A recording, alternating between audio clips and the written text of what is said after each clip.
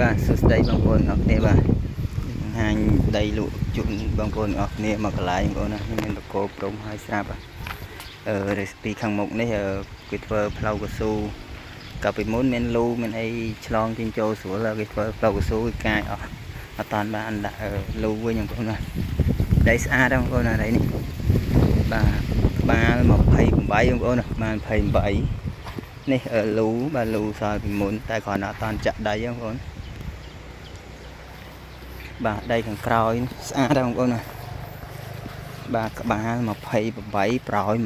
135បងប្អូនណានេះលូបាទមានលូមានដងទឹកបាទ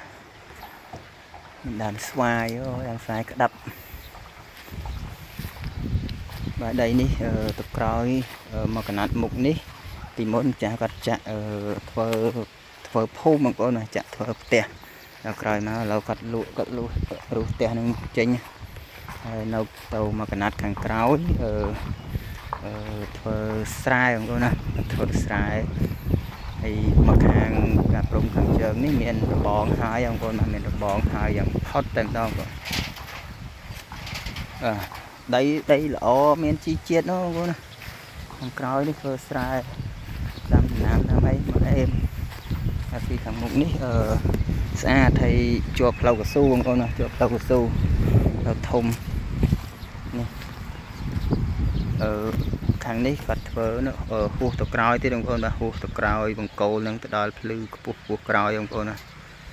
បាទដីនេះវែងមែនតើបងប្អូនណាដីវែងទៅក្រោយមែនតើ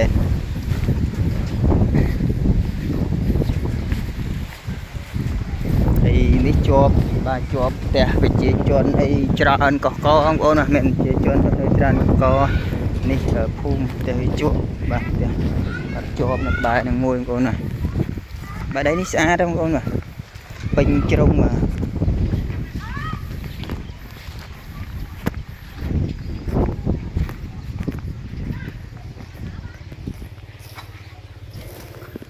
បាទបើសិនជាពុកម៉ែបងប្អូនបាទមានចំណាប់អារម្មណ៍អាចតាក់ទងមកបានពុកម៉ែបងប្អូនបាទសូមអរគុណច្រើនបងប្អូនទាំងអស់គ្នាដែលបានតាមដានទស្សនាវីដេអូនេះតាំងពីដើមរហូតដល់ចប់